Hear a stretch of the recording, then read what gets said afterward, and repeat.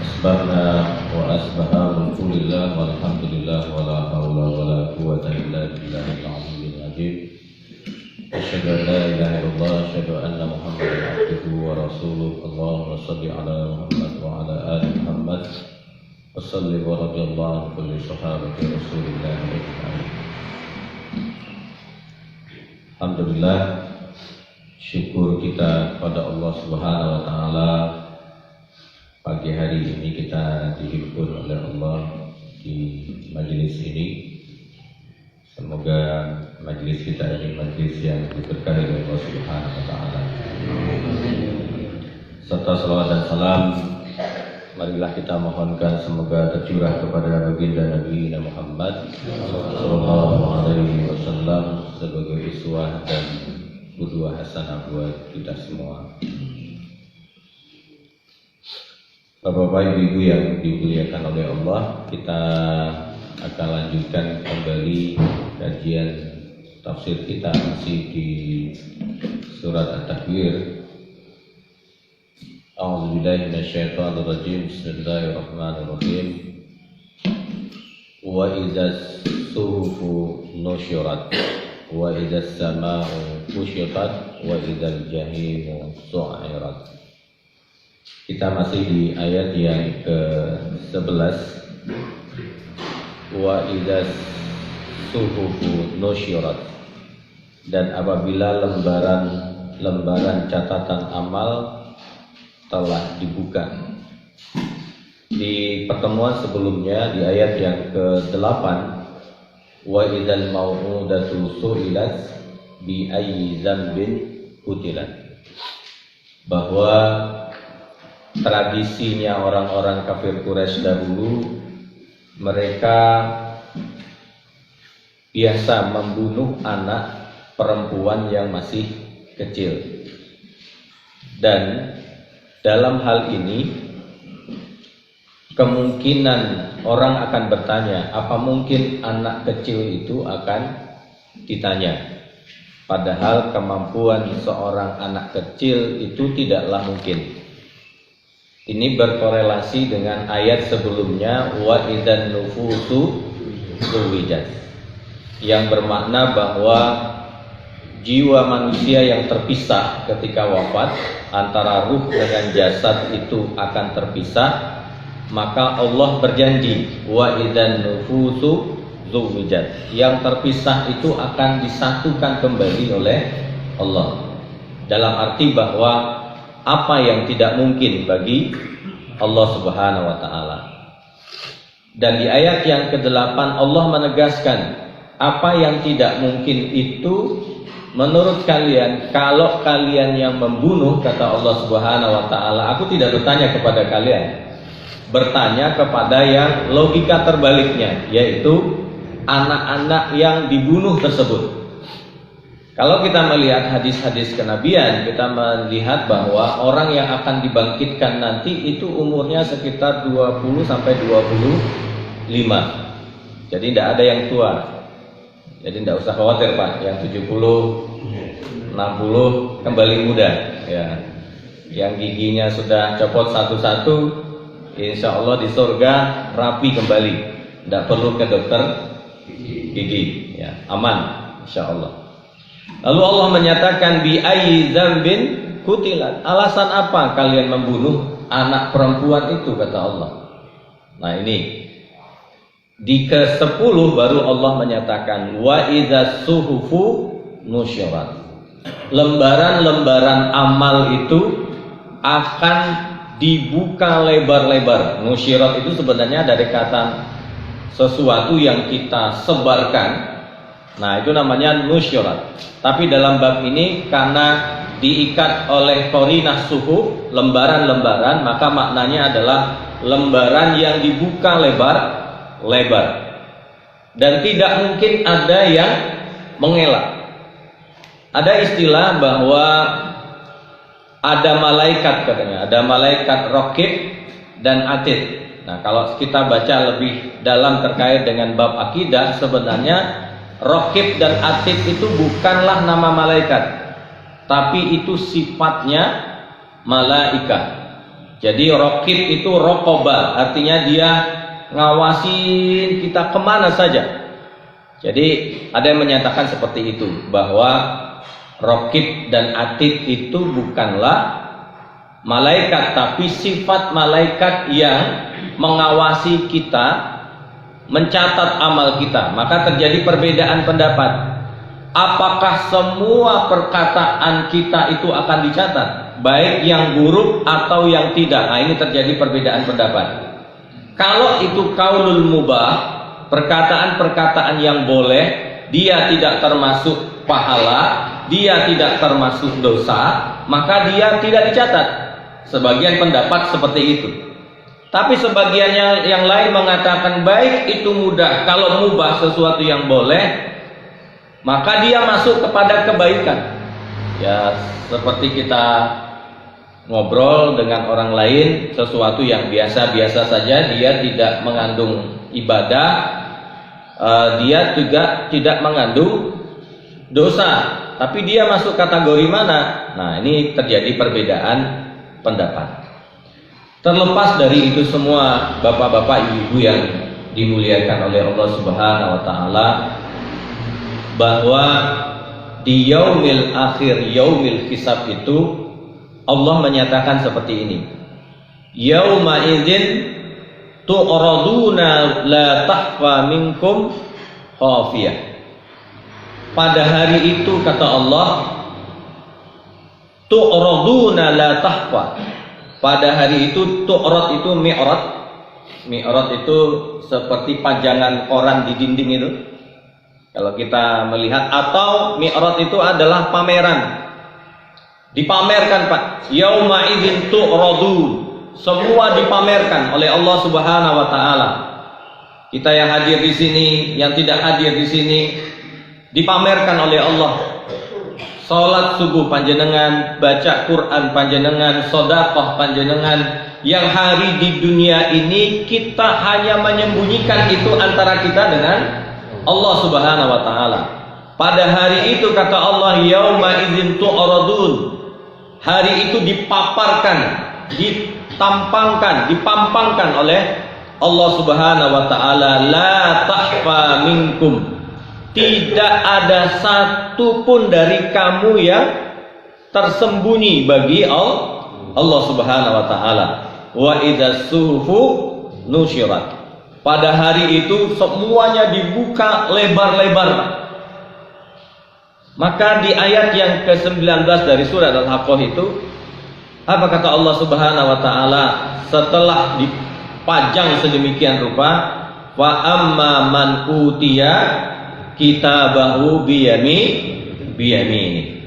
Orang yang utiya itu dalam bahasa Arab memberikan dengan sesuatu yang sangat mudah. Nih, kalau kita memberi dengan sesuatu yang sangat besar, maka disebut di dalam Al-Quran adalah inna a'toina kal kausar. Kata a'to itu suaranya saja sudah berat. A'to. Nah, kalau ini tidak, sesuatu yang ringan bagi Allah. Ini wa amma man utiya kitabahu. Siapa yang diberikan kitabnya dari sebelah yaminnya, dari sebelah kanannya, fayaqulu ha ummuqra'u. Nah, kalimat ini dalam bahasa Arab hanya ziyadah, disebut dengan tambahan saja. Seperti begini. Kalau ada anak kecil mendapatkan hadiah, dia dengan senang hati mengatakan, "Ha, ini aku dapat hadiah." Jadi ingin menunjukkan, memamerkan. Nah, kalau di dunia kita tidak layak untuk memamerkan amal kita. Tapi nanti di yaumil akhir kelak diperbolehkan oleh Allah Subhanahu wa taala untuk memamerkan kitab kita itu yang kita terima dari sebelah tangan kanan. Iqra'u kitabiyah. Nah, ada yang bertanya, bacalah kitabnya. Maksudnya iqra'u sebenarnya kitabi. Lalu ada penambahan ya. Ya, gitu ya. Iqra'u kitabiyah. Kenapa ada penambahan ya? Ada yang mengatakan itu hanya menunjukkan kerelasian antara fa'amma man utiya kitabuhu biyamini fayaqulu muqra'u kitabiyah inni dzanantu anni mulakin hisabiyah. Sama ujungnya. Makanya orang Arab heran-heran dengan Al-Quran. Kenapa? Mereka itu sastrawan, tapi ternyata cara pembuatan Al-Quran tidak sesuai dengan ilmu mereka, bahkan di atas rata-rata. Maka ketika Abu Jahal mendengar Nabi membaca Al-Quran, nempel telinganya ini Pak ke dinding itu. Abu Jahal datang, Ikrimah datang, bapaknya Khalid bin Walid datang. Ngapain kamu kesini katanya? Malu-maluin aja, besok jangan kesini ya. Ternyata besok datang lagi. Penasaran Pak, karena memang Al-Quran itu mukjizat. Alhamdulillahnya Pak, tidak ada umat sebelum Nabi Muhammad SAW yang kitab yang mukjizatnya masih dipegang oleh umatnya, kecuali kita. Kita ini Pak, alhamdulillahnya mukjizat Nabi itu di tangan kita. Nah, itu yang perlu kita syukuri. Maka dia mau'izatun, dia menjadi penasehat bagi kita. Dia itu adalah syifa bagi kita. Dia itu adalah hudan dan juga petunjuk. Nah, ada pertanyaan, Ustaz, apakah bisa kita memperkira-kirakan kita itu dapat kitab dari sebelah kanan atau dari sebelah kiri? Bisa Pak, lihat ayat yang ke-20-nya. Pertama, kata Allah, inni dzanantu anni mulakin hisabiyah. Nah, ini tidak bisa kita pahami dengan hanya membaca, tapi harus bertanya kepada ahlu zikri. Bertanya kepada ahlu zikri, orang yang paham ilmu. Kalau saya bertanya kepada siapa? Ya ahli tafsir. Saya buka kitab Syekh Sya'rawi. Apa pendapat Syekh Sya'rawi? Saya lihat di Tabari. Apa sebenarnya inni dzanantu anni mulakin hisabiyah itu? Mereka menyatakan seperti ini. Orang yang inni dzanantu itu artinya adalah sesungguhnya aku yakin bahwa suatu saat aku ini, kata inni anni mulakin hisabiyah, aku akan menerima perhitungan terhadap diriku. Pertama adalah keyakinan bahwasanya kita ini akan dihisab. Nah, yang kedua, kata Syekh Sya'rawi, caranya untuk kita yakin kita dapat dari sebelah tangan kanan mana, sebelah tangan mana, maka setiap amal kita, orang yang meyakini akan ada hisab, mestinya setiap amal yang dia lakukan, dia akan hati-hati dan akan bersungguh-sungguh kalau itu adalah kebaikan. Berangkat subuh, infak, membantu orang lain. Ya Allah, ini ibu, ya ini ibu yang belum datang ke rumah ibunya dalam 1 minggu, akhirnya dia niatkan, ya Allah, mau ke rumah mertua, mau ke rumah ibu, yakin dia bahwa akan ada hisab.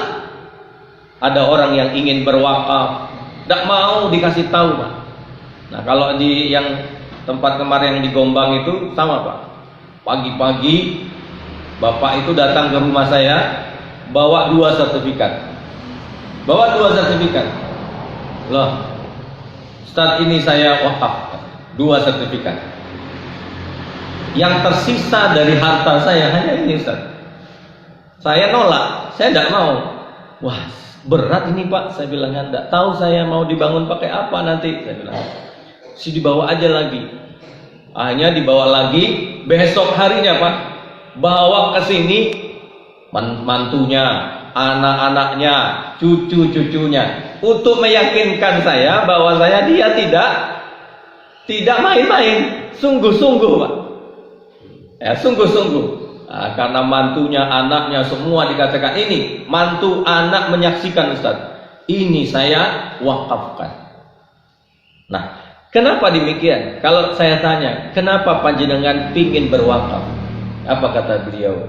bukankah wakaf itu selagi dia dipakai dalam kebaikan dia akan mengalir sampai saya sudah tidak ada, Ustaz? Betul katanya. Betul, saya bilang kan. Itulah yang menyebabkan saya ingin berwakaf. Itu namanya inni zonantu anni mulakin hisabiyah. Dia yakin betul kebaikan-kebaikannya itu akan dihisab pada hari itu. Fa amma man utiya kitabahu biyamini, atau naik ke atas, yauma idzin tu'radu la tukhfa minkum khafiyah. Pada hari itu akan dipampangkan tentang amal-amal kita. Jenengan kenal dengan Imam Ahmad? Ada nomor HP-nya? Imam Ahmad ini kan muridnya Imam Syafi'i. Imam Syafi'i. Beliau hafal hadis 1 juta hadis. 1 juta hadis, Pak. Yo, itu baru, kalau saya bayangin 1 juta hadis, riwayatnya aja, satu hadis itu rijalul hadisnya 10 sajalah. Itu belum matannya, belum isinya. Orangnya saja satu hadis itu 10, berarti 10 juta. Tambah dengan matannya, isinya hadis itu. Masya Allah. Di zaman beliau ada penguasa yang memaksa bahwa harus mengakui bahwa Al-Quran itu adalah makhluk. Nah, disiksa Pak, disetrika itu. Punggung beliau itu disetrika dengan api yang begitu panas. Luar biasa siksaannya. Sampai terakhir beliau hanya tahanan kota. Dan Masya Allah Pak, Al-Gojo-nya yang pernah menyiksa beliau ini, itu datang ke rumahnya Imam Ahmad. Imam Ahmad, maafkan kami, kata. Maafkan kami. Kira-kira kalau yang datang itu ke saya, Pak, lain persoalan itu. Lain persoalan ya. Tapi apa kata Imam Ahmad? Sebelum kalian datang, aku telah maafkan. Ya, sebelum kalian datang, aku telah maafkan. Kata Imam Ahmad. Anaknya Abdullah mengatakan, ayah, abi, abah, kenapa begitu? Katanya. Dia siksa, dia hinakan engkau, dilepaskan anjing dalam penjara itu, dan engkau maafkan. Apa kata Imam Ahmad? Nah, saya bacakan sebuah hadis Nabi Muhammad sallallahu alaihi wasallam. Akhrajahu Ibnul Mardiyah min Anil Hasan. Qala Rasulullah sallallahu alaihi wasallam, "Inna awwala munadin min indillah yaqulu aina alladhi ajrahum 'ala Allah fayaqumu man 'afa fil dunya fayaqulu Allah antumul ladzi afautum li wa bawaikumul jannah au qala sawabukumul jannah." Nanti Pak di padang mahsyar, semoga kita masuk di golongan itu ya. Nanti ada panggilan Pak, panggilan lewat speakernya Masjid Jazuli. Apa kata malaikat sambil berkata, Ainal ladzi ajrahum 'ala Allah? Siapa di antara kalian yang pahalanya di tangan Allah Subhanahu wa taala? Dan semua berdiri Pak, sebagian besar itu berdiri. Fayaqumu min man afa fid dunya. Ketika mau masuk surga, kata malaikat tadi, siapa yang amalnya masih tertanggung di tangan Allah Subhanahu wa taala, silahkan masuk surga. Akhirnya rombongan itu berbondong-bondong masuk surga. Sampai pintu surga, ditanya oleh malaikat, ngapain kalian?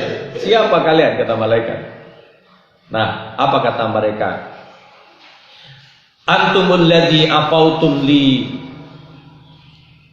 Kami ini adalah orang-orang yang memaafkan orang ketika dia menzalimi kami, ketika dia menghinakan kami, ketika mereka mencaci kami, ketika mereka merendahkan kami, dan kami memaafkannya. Apa kata malaikat?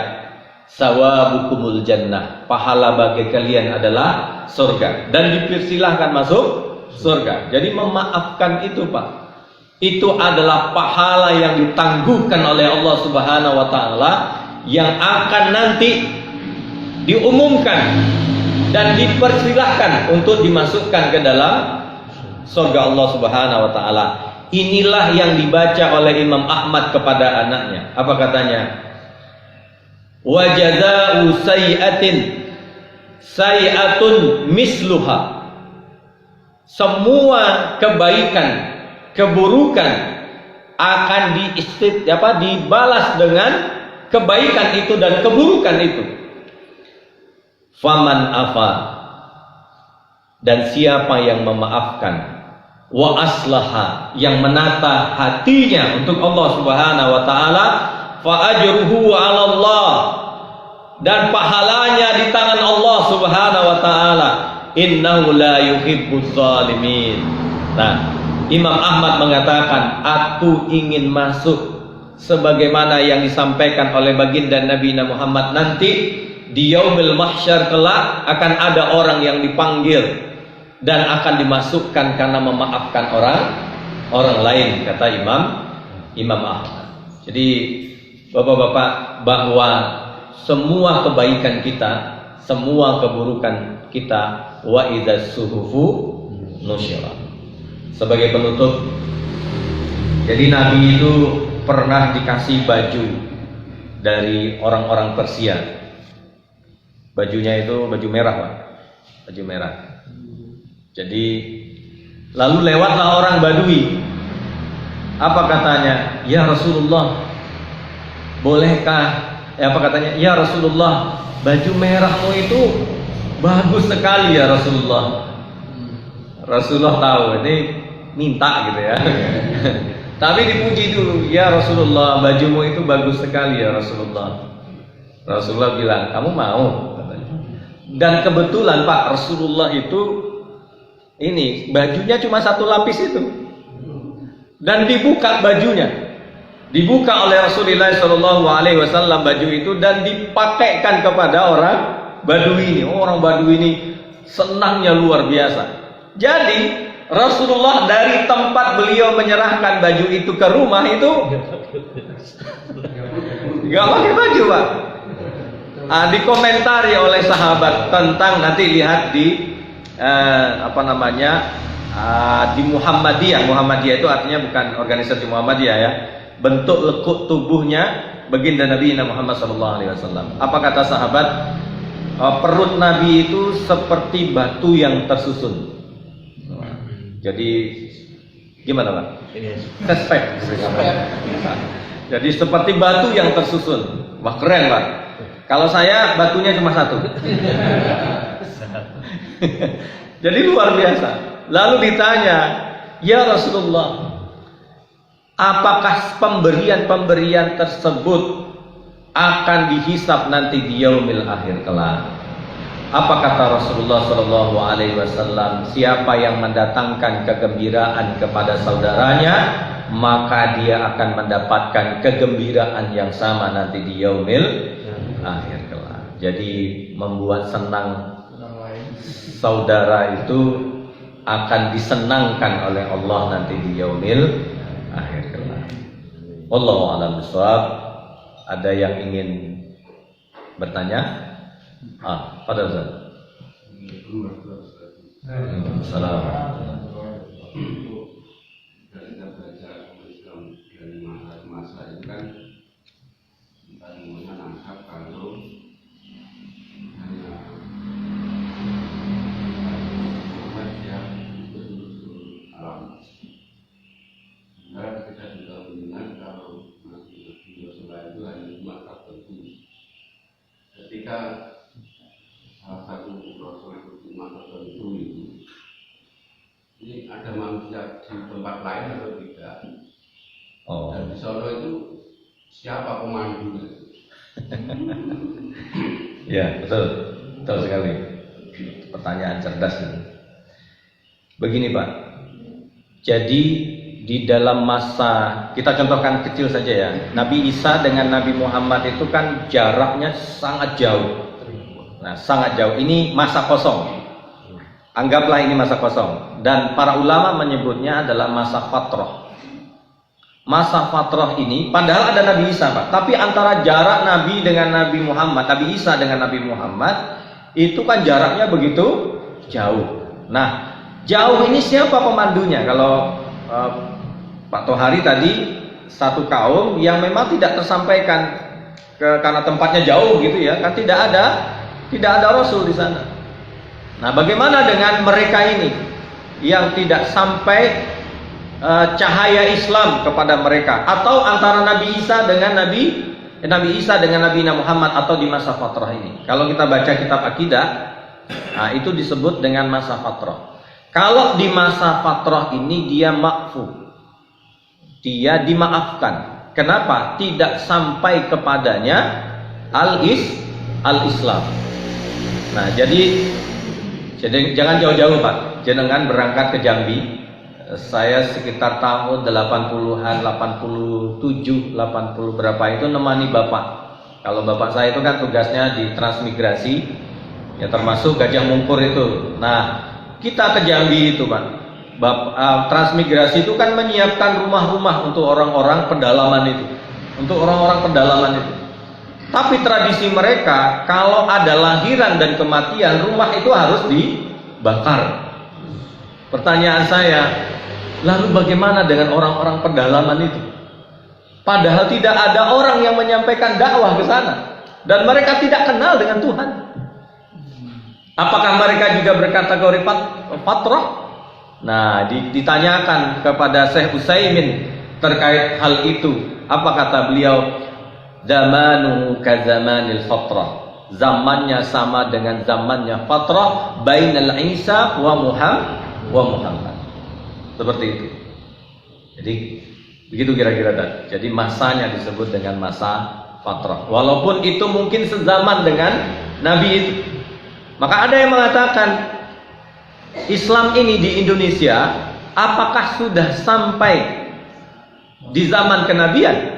Nah, kalau dulu ada namanya teori Gujarat, bahwa Islam datang lewat Gujarat, ya orang-orang pedagang itu. Tapi temuan terbaru menyebutkan bahwa Islam datang ke Indonesia sezaman dengan kenabian. Dari mana buktinya? Dibuktikan dengan temuan terbaru di Malang itu. Ada makam seorang ulama di Malang itu, yang di atas makamnya itu ada mangkok, dan mangkok itu diproduksi oleh Cina, dan Cina itu salah satu yang diutus oleh Rasulullah SAW adalah seorang sahabat yang masuk ke Cina, dan tulisannya numberingnya itu numbering yang diproduksi oleh Cina, dan dicocokkan, Pak, antara nomor ini dengan numbering yang ada di Cina, dan itu sezaman dengan zaman sahabat itu. Artinya bahwa sahabat itu adalah utusan Rasulullah SAW. Artinya bahwa Islam telah datang sezaman dengan Rasulullah SAW di Indonesia. Tapi Pak, kan tidak semua. Ya, orang-orang pedalaman yang diceritakan oleh Ustadz Somad itu ya, Riau pedalaman itu bagaimana? Yang mereka tidak kenal sama sekali dengan Tuhan. Wallahu a'lam bishawab. Jadi kalau masanya disebut dengan masa fatrah. Mungkin itu saja jawabannya. Ada lagi? Go, insyaallah kita lanjutkan minggu depan. Al-afu, maaf. Assalamualaikum warahmatullahi wabarakatuh.